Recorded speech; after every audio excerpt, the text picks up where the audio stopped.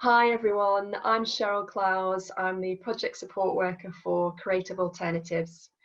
Creative Alternatives is an arts on prescription service funded by St Helens Public Health, and it sits within St Helens Council's Cultural Hubs Arts and Libraries programme.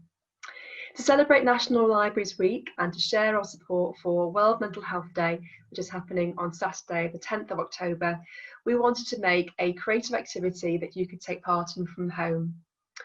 All that you'll need is some pens and some paper to write with.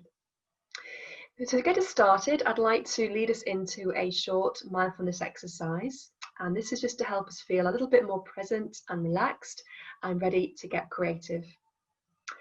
So to begin with, if you just like to gently close your eyes and just literally become aware of yourself sitting on the chair, or if you're lying on the floor, notice the contact that your body has with the floor.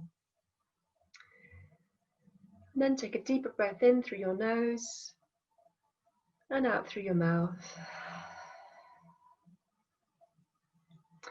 And now next, just see if you can become aware of the sounds around you. So this may be sounds you can hear inside of the room that you're in, or sounds that you can hear outside of the room. So wherever you are, just seeing what you can hear. Letting your awareness go to the sounds.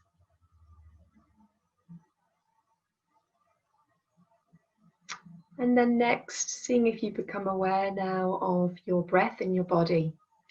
So just bringing awareness to noticing how the body is breathing itself right now in this moment. So maybe noticing how the belly moves as your body breathes.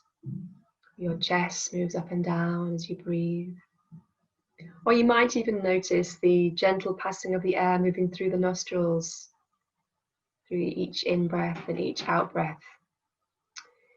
So whatever you can feel in your body, just seeing if you can stay with the experience of the breath in the body, with each in and each out breath for the next few moments. Breathing in and breathing out.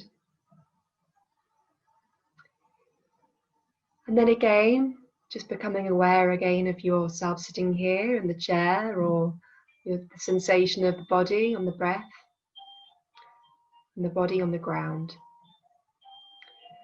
And then just again becoming aware of the sounds around you, so sounds you can hear inside and outside of the room. And then gently opening your eyes again. I hope you enjoyed that mindfulness exercise, and I'd just like to invite you now to engage with me in this lovely creative activity we're going to do together. So to get started, all you need to do now is to choose a book at random from your bookshelf. So this might be a cookery book, it might be a poetry book or a novel, it might be a children's book, whatever it is, it's absolutely fine. So just go and find yourself a book, and when you're ready, we'll start this next part. So hopefully now you have your book with you, and I'd just like to invite you to choose a page at random and just allow your eyes to gaze at a particular sentence or a word within your book. It doesn't matter what page you open the book at, it doesn't matter what sentence you find yourself drawn to, just see what happens just now when you open your book and where you feel yourself going towards.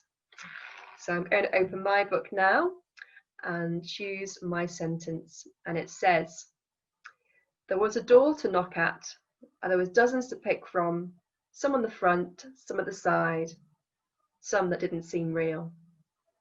So that will be my sentence that I'm going to use for the rest of this activity. So on your piece of paper that you have now, I would just like you to write the sentence that you have drawn, that you've been drawn to. I'll just write it out on the piece of paper. And next, I'd like you to carry on writing from this sentence. So what I mean is just to continue writing out from whatever might come. You may not know at this point what that might be, and that's fine. We're not going to try to plan in advance what our writing is going to be like. The idea is that you write that sentence that you've found from from choosing at random, and then see what happens next, allowing any thoughts that come to mind to be written onto the page.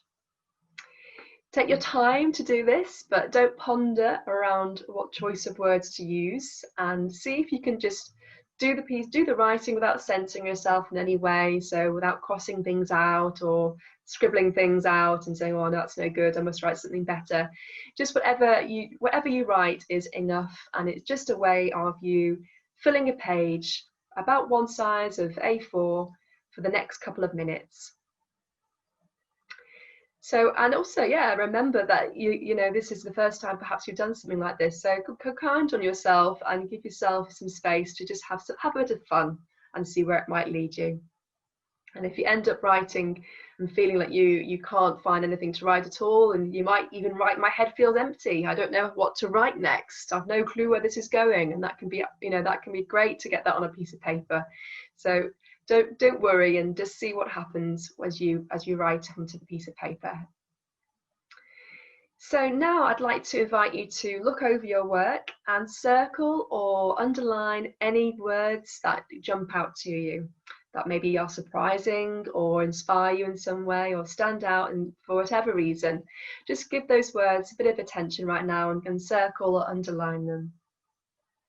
You might be interested to know that this technique is known as finding flash pieces of fiction. And this is something that Virginia Woolf, a famous English writer, used as a way to do some of her own work. And she called this a way of discovering the diamonds amongst the dust heap. So she would use the words that she picked out at random from her automatic writing and use that to inspire some of her own work. So whatever you've come up with, know that Virginia Woolf did this technique too, so it can't be bad. Okie dokie. So using these words that you've created and pulled from your automatic writing, I'd like to invite you now to take this a step further and to create a little poem. So see if you can sculpt these words that you've chosen and sculpt them into a poem form. Now, a poem doesn't need to be something that rhymes, although I know we've been told that's the way a good poem should be, but really a poem is just a piece of work that makes sense to you. So don't worry about anything to do with rhyme, or even if it makes sense, just by using the words in a creative way, sculpting them in a way that you feel works, putting those words together. Just pull them into a shape of a poem as best you can. If you'd like to continue with the writing and doing some more writing afterwards, then you could. That's one of the other ways you can develop your work. You might feel inspired to create further poetry or to even write a little short story of your own.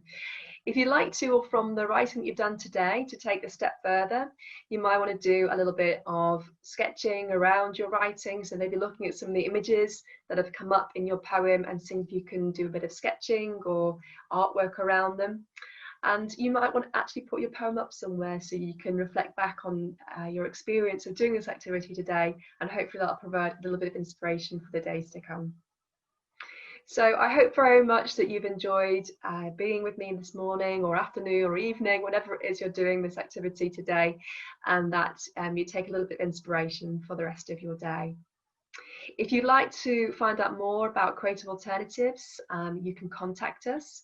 Our contact details are www.creativealternatives.org.uk, or you can email us at helen@creativealternatives.org.uk. Thanks so much for joining me, and I hope very much to meet you one day in the near future. Take good care.